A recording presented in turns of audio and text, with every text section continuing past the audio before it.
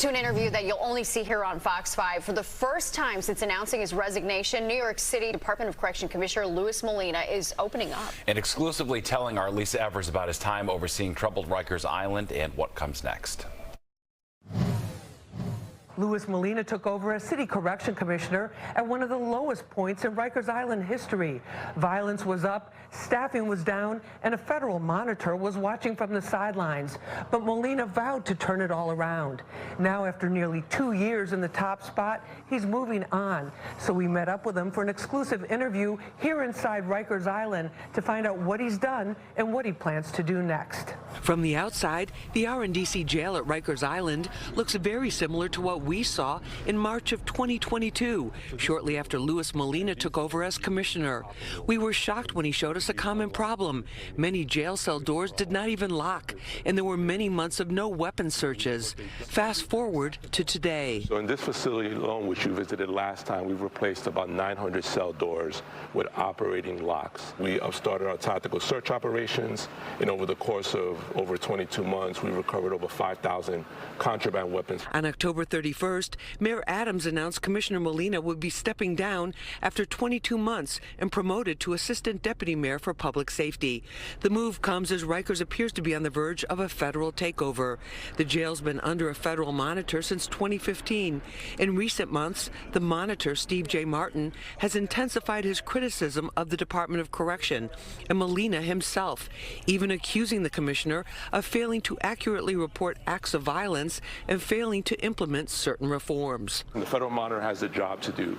His job is not to turn around Rikers Island. That's the responsibility of me as commissioner, whoever succeeds me as commissioner, and the city of New York. Molina admits that more needs to be done to improve safety, but says his critics simply don't understand what the Adams administration inherited. You cannot discount the level of failure that was allowed to happen here from 2016 to 2021, while many people stood on as bystanders, while this place was imploding every year just for the sake of advancing sloganism and the symbol of closing Rikers Island.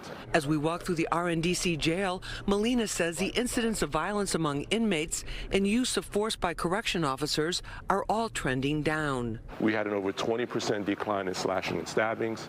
In calendar year to date, those declines are still occurring, over 20%.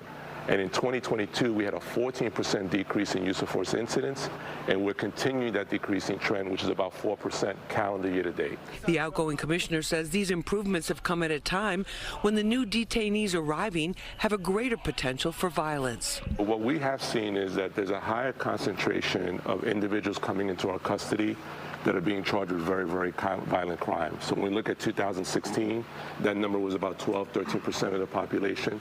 Today, it's about 30%.